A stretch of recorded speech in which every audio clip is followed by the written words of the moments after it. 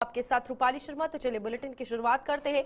दिल्ली में केंद्रीय गृह मंत्री के साथ जम्मू कश्मीर की सुरक्षा को लेकर आयोजित बैठक में भाग लेने के बाद उपराज्यपाल मनोज सिन्हा द्वारा जहां बीते रोज श्रीनगर में सुरक्षा व्यवस्था को लेकर जरूरी दिशा निर्देश जारी किए गए थे, वहीं आज उपराज्यपाल जम्मू में सुरक्षा को लेकर एक अहम बैठक कर रहे हैं। इस बैठक में अतिरिक्त गृह सचिव के अलावा डीजीपी नलिन प्रभात सहित पुलिस महकमे के अन्य आला अधिकारी व सुरक्षा एजेंसियों के अधिकारी उपराज्यपाल और अतिरिक्त गृह सचिव को ब्रीफ कर रहे हैं।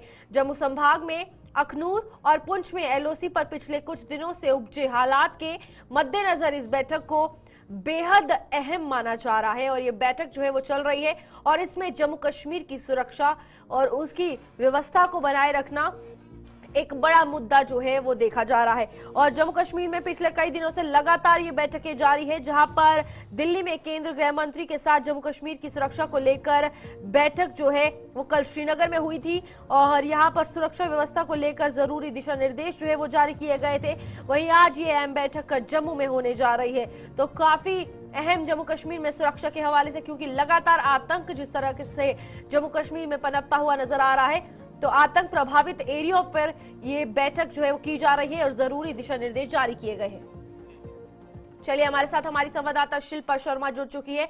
शिल्पा, जानकारी दीजिएगा, कल बैठक श्रीनगर में हुई, आज जम्मू में हो रही है, फिलहाल क्या कुछ जानकारी निकलकर सामने आ रही है?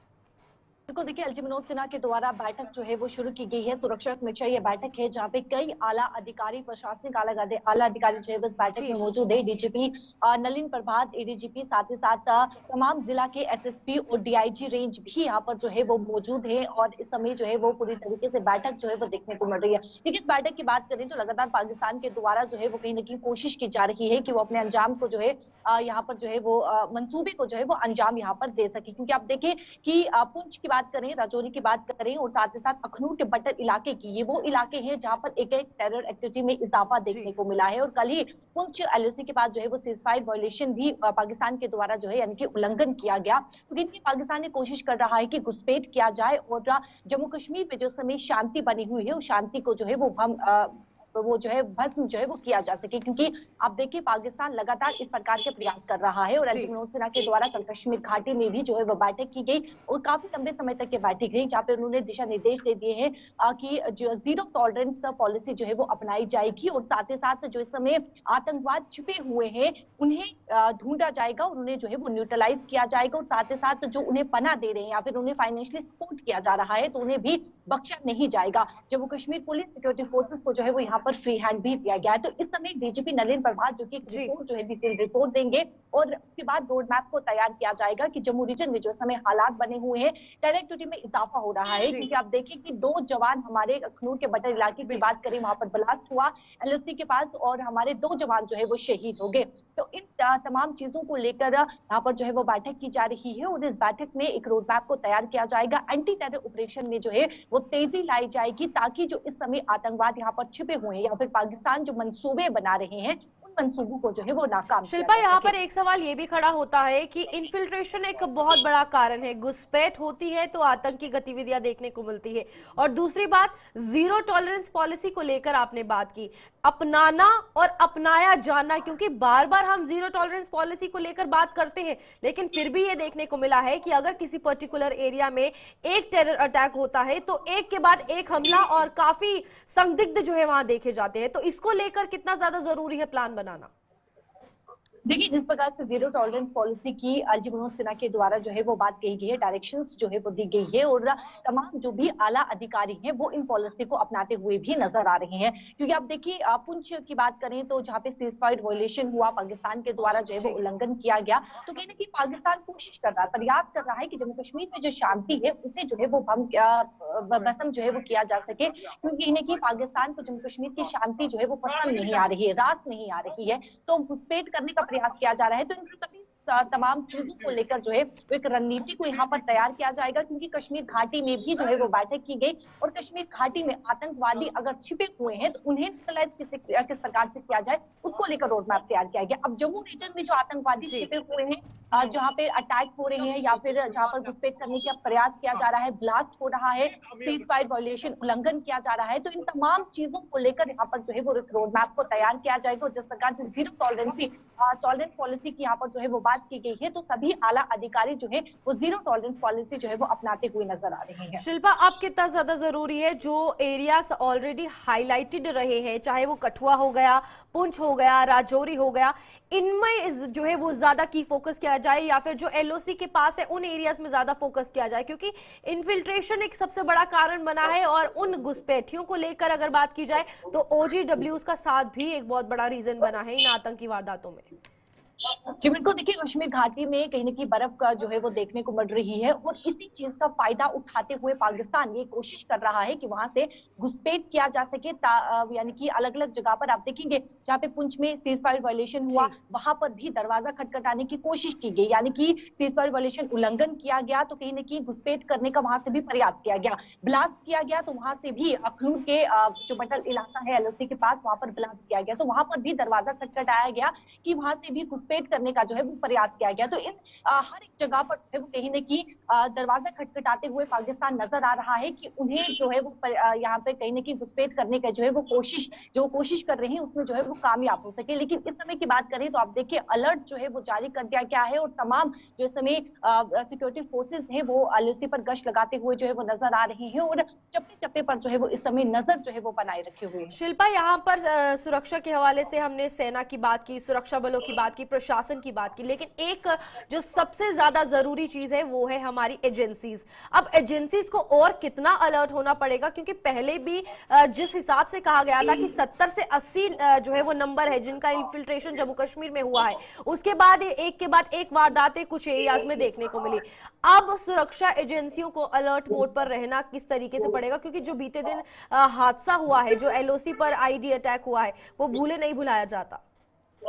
देखिए सुरक्षा एजेंसी की अगर हम बात करें तो वो पहले से ही अलर्ट पर हैं, लेकिन अभी और अलर्ट जो है वो उन्हें रहने की यहाँ पर जरूरत है, और वो और अलर्ट पर यहाँ पर जो है वो रहे हैं। क्योंकि देखिए जो लगातार प्रयास किया जा रहा है पाकिस्तान के द्वारा, जो ब्लास्ट हो रहे हैं, सीज फायर वायलेशन उल्लंघन हो रहे हैं, यानी कि टेररिस्ट में एक इजाफा हो रहा है, तो इन सभी तमाम चीजों को लेकर सुरक्षा एजेंसी काफी ज्यादा इस समय अलर्ट पर है, ताकि सुरक्षा एजेंसी को पहले से ही ये पता चल पाए, ये अलर्ट उन्हें मिल पाए कि कहीं पर कुछ यानी कि कोई अटैक तो नहीं होने वाला है, या फिर कोई घुसपैठ तो नहीं होने वाला है। तो इस समय सुरक्षा एजेंसी को पूर्ण तरीके से जो है वो अलर्ट पर कर दिया गया है। बिल्कुल शिल्पा, बहुत बहुत धन्यवाद हमारे साथ जुड़ने के लिए और तमाम जानकारी देने के लिए। यहाँ पर जम्मू कश्मीर के हवाले से अगर बात की जाए तो कल जम्मू कश्मीर की सुरक्षा को लेकर श्रीनगर में बैठक हुई, और आज जम्मू में उपराज्यपाल तमाम अधिकारियों के साथ मौजूद है, और सुरक्षा व्यवस्था को लेकर यहाँ पर बैठक की जा रही है, और जरूरी दिशा निर्देश भी जारी किए जा रहे हैं। आगे बढ़ेंगे जहां पर कठुआ को लेकर बात होगी, और आपको बता दें कठुआ में अनाज भंडारण की क्षमता इस साल 2 गुनी होने जा रही है।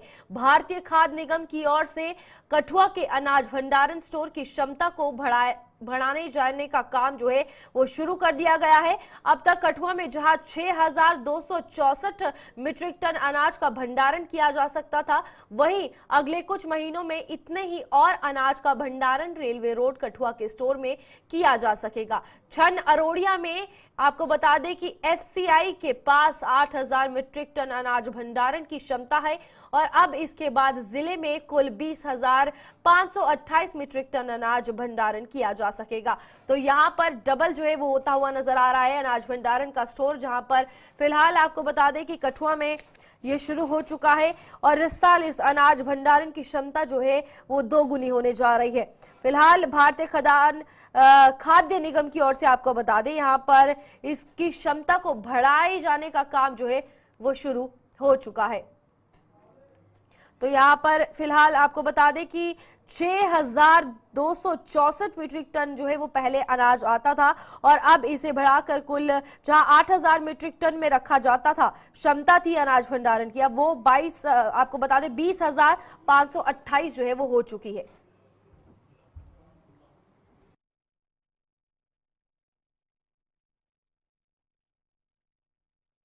तो बिल्कुल इसी पे अधिक जानकारी लेंगे, हमारे साथ हमारे संवाददाता रंजीव मेहता जुड़ चुके हैं। रंजीव, बताइएगा अनाज भंडारण को लेकर क्या कुछ खबर सामने आ रही, क्या कुछ जानकारी है, क्योंकि यहाँ पर क्षमता बढ़ाई जा रही है, और क्या कुछ अलग होगा अब? बिल्कुल रूपाली, यहाँ पर अनाज भंडारण की क्षमता बढ़ाने का काम भारतीय खाद्य निगम द्वारा कठुआ के एफसीआई के स्टोर जो बना है रेलवे रोड पर, वहाँ उसके डिजाइनिंग में जो खाली जगह थी वहां पर ही शुरू कर दिया गया है। और इससे इसी साल में जो क्षमता है, जो 6,000 से अधिक की मीट्रिक टन की क्षमता है, उसको दोगुना कर दिया जाएगा। और इससे फायदा ये होगा कि जो स्थानीय मंडियों से जो अनाज दान खरीद केंद्र है उनसे डायरेक्ट किसानों से खरीद किया गया माल जो है वो आएगा और जम्मू कश्मीर के अलग अलग जिलों में भी वितरित किया जाएगा। क्योंकि पहले जो जम्मू कश्मीर की खाद्य पर जो निर्भरता है वो पंजाब और हरियाणा पर थी, और इसको दूर करने के लिए ये खाद्य निगम द्वारा ये कदम उठाया गया है। और खाद्य भंडारण जो है, अब कठुआ जिले की बात करूं तो करीब 20,500 मीट्रिक टन से अधिक का भंडारण क्षमता जो है वो कठुआ जिले में हो जाएगी। और इसको लेकर करीब जो जिले में करीब 1,10,000 के करीब राशन कार्ड धारक है उनको डायरेक्ट जो है सप्लाई किया जाएगा, जहां से सप्लाई किया जाता रहा है। और उसके साथ ही 8 से 900 मीट्रिक टन चावल और 1,800 मीट्रिक टन गेहूं जो है वो इस जिले में वितरित की जाती है। अगर क्षमता बढ़ती है तो दूसरे एडजॉइनिंग जिले और कश्मीर के लिए भी अनाज पहुंचाना सस्ता और समय पर अनाज पहुंचाना संभव हो जाएगा, अगर ये सारा अगर क्षमता यहाँ पे बढ़ाई जाती है। क्योंकि पहले पंजाब से आता था, बीच में चोरी की खबरें भी आती थी कि कुछ ट्रक जो है वो बीच से ही गायब हो जाते थे। लेकिन आजकल खाद्य निगम विभाग की तरफ से स्थानीय कठुआ में ही एक बड़ा स्टोर जो है इसकी क्षमता को दोगुना किया जा रहा है। चंदरोलिया में पहले से बना हुआ है, सांबा जिले की बात करूं तो वहां पर भी बना हुआ है, और जतवाल के इलाके में बना हुआ है। और इससे ये है कि कश्मीर की जो निर्भरता है अब ट्रक यहाँ से ही भरकर जाएंगे, और जितनी भी वितरण प्रणालियां हैं, सार्वजनिक वितरण प्रणालियां, लेकिन रंजीव यहाँ पर ये भी कितना ज्यादा जरूरी है, अगर जम्मू से कश्मीर की ओर जा रहा है तो उसमें भी पारदर्शिता जो है वो मतलब प्रॉपरली वो चीज जाए, लोगों तक पहुंचे वो राशन, ये बहुत ज्यादा जरूरी है। क्योंकि लोगों के लिए चीजें आती हैं लेकिन उन तक पहुंचाना एक बहुत बड़ी जिम्मेदारी है।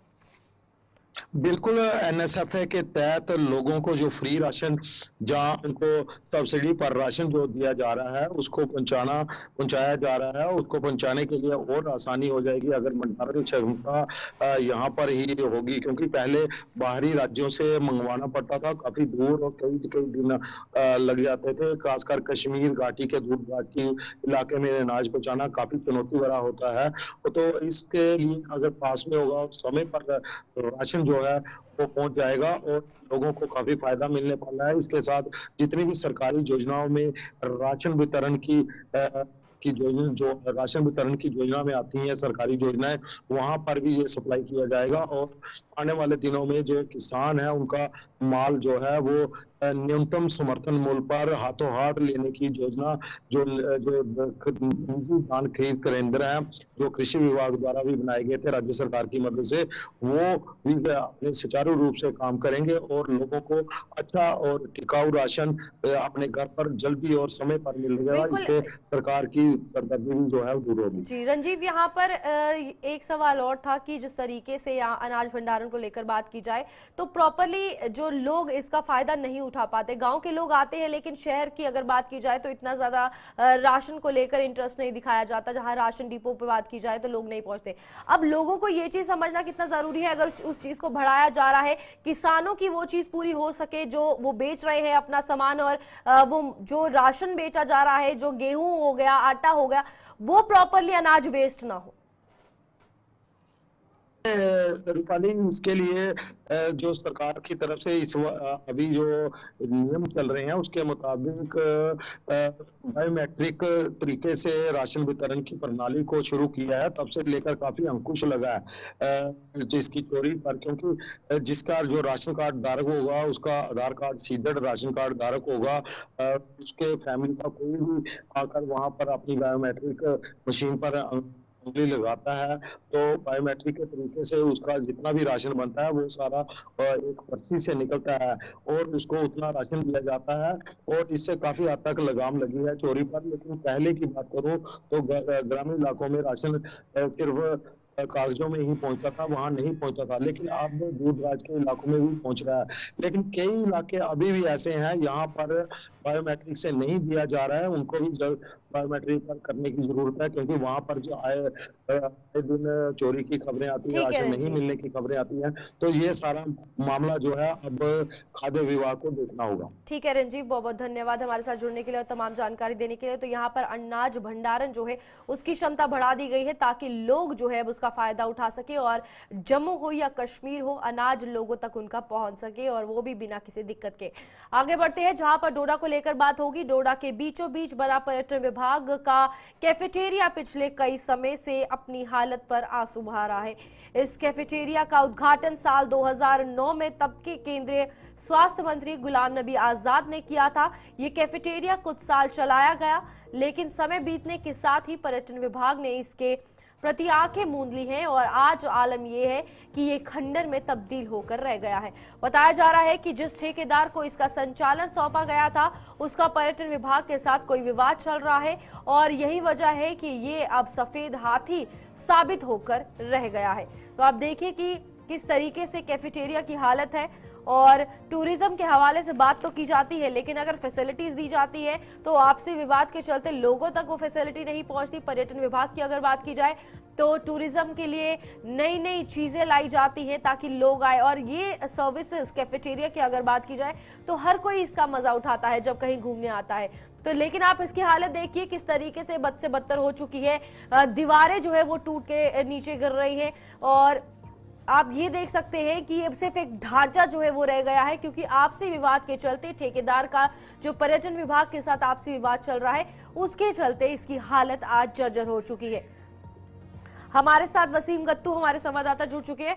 वसीम, बताइएगा जिस तरीके से इस बिल्डिंग की हालत है, क्या कुछ कहना चाहेंगे? 2009 से लेकर 2025 का समय बहुत लंबा होता है और अभी तक किसी ने इस पर ध्यान नहीं दिया, ये भी एक बहुत बड़ी बात है।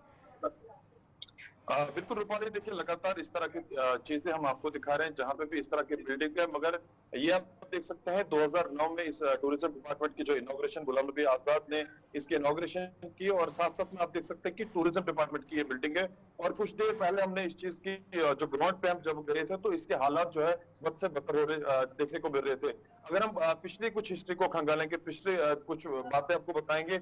जिस शख्स ने इसका ठेका लिया हुआ था उससे जब टेलीफोनिक मेरी बात हुई तो उनका ये मानना है कि कॉर्पोरेट ना ही पीडीडी डिपार्टमेंट ने किया, ना ही जल शक्ति डिपार्टमेंट ने किया, ना ही वहां पे पानी था और ना ही वहां पे बिजली थी। तो कई सारी दिक्कतों का सामना जो लोग वहां पे आते थे उनको परेशानियों का सामना करना पड़ता था। अब आप अंदर वाली तस्वीरें देख लीजिए, वॉशरूम्स की हालत देख लीजिए और लाखों का पैसा जहां पे, करोड़ों का पैसा जहां पे इन्वेस्ट किया गया है उसकी तस्वीर आप देख सकते हैं। टूरिज्म डिपार्टमेंट ने कभी भी इस तरफ तवज्जो नहीं दी। आपको बताना चाहूंगा शहर के बीचों बीच आप देख सकते हैं कि जहां पे हम देख रहे हैं कि पुलडोडा के लिए रास्ता जाता है और एसएसपी ऑफिस कुछ दिन पहले हमने देखा वहां से शिफ्ट हो, उसके बिल्कुल साथ में ये बिल्डिंग जो है बनाई गई थी और काफी अच्छी जगह, लोकेशन काफी खूबसूरत इसकी नजर आ रही है। मगर दूसरी तरफ से आप ये देख लीजिए, आज की डेट में हम देख रहे हैं कि जो नशा करने वाले लोग हैं वो बच्चे आपको वहां पे देखने को मिलेंगे और कुछ अजीब से काम वहां पे होते हैं और लोगों की तरफ से कई सारे, सिविल सोसाइटी की तरफ कई सारे एलिगेशंस भी इस बिल्डिंग के ऊपर लगाए गए और ये भी बताया गया कि पुलिस को इस तरफ तवज्जो देने की काफी ज्यादा जरूरत है। एडमिनिस्ट्रेशन को पहल करनी होगी, इस तरफ तवज्जो देनी चाहिए ताकि शहर के अंदर हम देख रहे हैं कि कोई भी, चाहे म्युनिसिपैलिटी की तरफ से या टूरिज्म की तरफ से कोई भी पहल नहीं की गई, यहाँ पे कोई पार्क बनाई गई। अब हम देख रहे हैं कि एडमिनिस्ट्रेशन ने एक कदम उठाया है गणपत ब्रिज के बिल्कुल साथ में, मगर उसको कई सारे टाइम जो हम देखें, कई सारा टाइम, कई सारे साल लग सकते हैं वसीम, यहाँ पर उसको ये भी बनने तो में। जरूरी शहर है के ना अंदर ये कि अगर टूरिज्म डिपार्टमेंट नई नई चीजें ला रहा है, लोगों के लिए ला रहा है, जो पुरानी चीजें बनाई है पहले उन्हें ही नई सर्विसेज आगे लोगों को दे पाए, तो टूरिज्म के हवाले से नई चीजें लाने का क्या फायदा? ये बजट तो वेस्ट गया।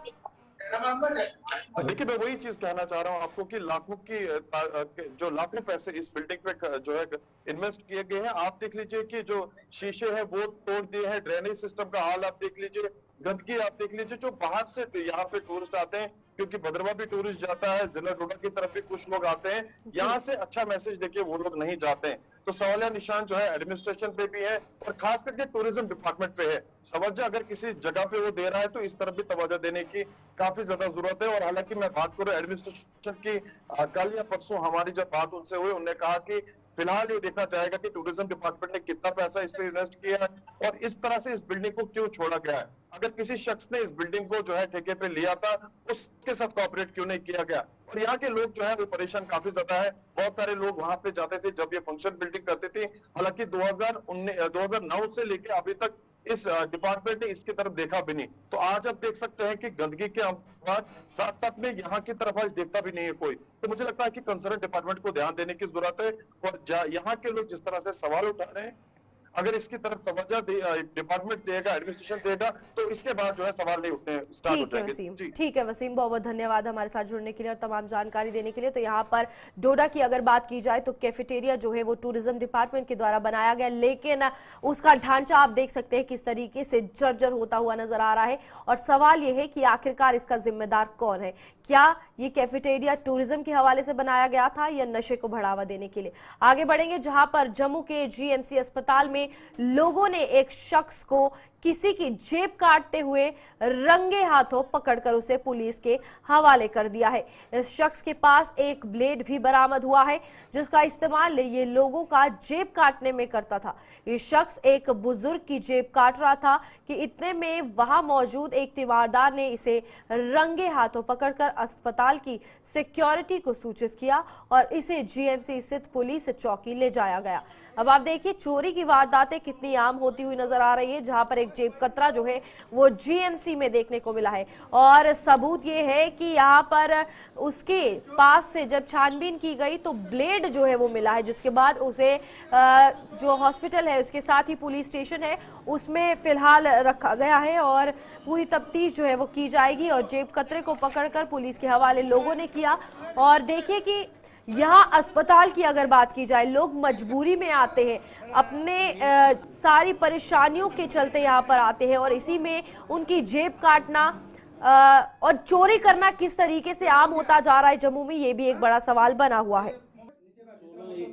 2 तारीख को मेरा मोबाइल यहाँ गुम हो गया और उसके बाद मैंने बड़ा रोया उस मोबाइल के बारे में। मेरा मतलब मेरा नहीं, एक का नहीं, उस दिन तकरीबन 4-5 मोबाइल, एक बेटी छोटी सी 16 साल की बेटी, उसका भी मोबाइल चोरों ने ले लिया। उसके बाद आज भी बेटे को लेकर आया था यहाँ पर मेडिकल कॉलेज में, तो बेटे को टेस्ट करा रहा था। तब तक इसने क्या काम किया, चोर ने इसने एक बुजुर्ग के जेब में हाथ डाल दिया। जेब में जो ही हाथ डाल दिया तो बुजुर्ग ने इसका हाथ पकड़ा, उसने 2-3 थप्पड़ इसको मारे और ये भागा। जब भागा तो काउंटर के पास हम पहुंचे, तब तक ये भाई साहब इधर आ जाइए, इधर आप मेरे साथ आ जाइए, कोई बात नहीं मेरे भाई, ये मदद का मसला, आपको कोई नहीं छेड़ेगा। तो इन भाई साहब ने आकर मेरी मदद की, वहां पर हमने उसको पकड़ा। इसने क्या काम किया, पहले जेब में हाथ डाल दिया और उधर से ब्लेड निकाला तो उसको फेंक दिया उस पर बेंच पर। फिर हम दोनों भाइयों ने पकड़कर आपकी सिक्योरिटी को सबके हवाले कर दिया यहाँ पर। और इसको मतलब ऐसी इन्वेस्टिगेशन होनी चाहिए कि जितने भी लोगों के मोबाइल गए हैं ये इसको छोड़ा नहीं जाना चाहिए। लिहाजा अगर इसको छोड़ा जाएगा तो बहुत बड़ा गुनाह है।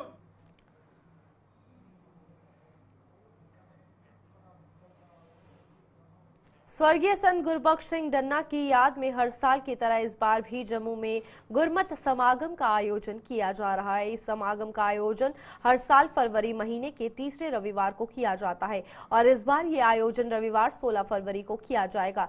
डेरा संतपुर डन्ना के प्रवक्ता मनजीत सिंह ने जम्मू में एक प्रेस कॉन्फ्रेंस के दौरान बताया कि इस समागम का आयोजन 16 फरवरी को दुमाना स्थित गुरु अर्जन देव जी गुरुद्वारा साहिब में किया जाएगा। इसमें भाग लेने के लिए दरबार साहिब के हजूरी रागी के अलावा अन्य रागी जत्थे विशेष तौर पर जम्मू पहुंच रहे हैं, जिन्हां दी याद दे विच हर साल फरवरी के तीजे एतवार नूं महान संत गुरबख्श सिंह जी डन्ना मुजफ्फराबाद वाले, जिन्हां दी याद दे विच हर साल ये दिन उन्हां दी कमैमोरेट किया जाता है, उन्हां दी मैमरी नूं। ते ओह इस साल भी ये जिहड़ा महान गुरमत समागम है ये 16 फरवरी दिन एतवार सवेरे 10 बजे तो 4 बजे तक गुरुद्वारा श्री गुरु अर्जन देव जी दुमाना मशीन विखे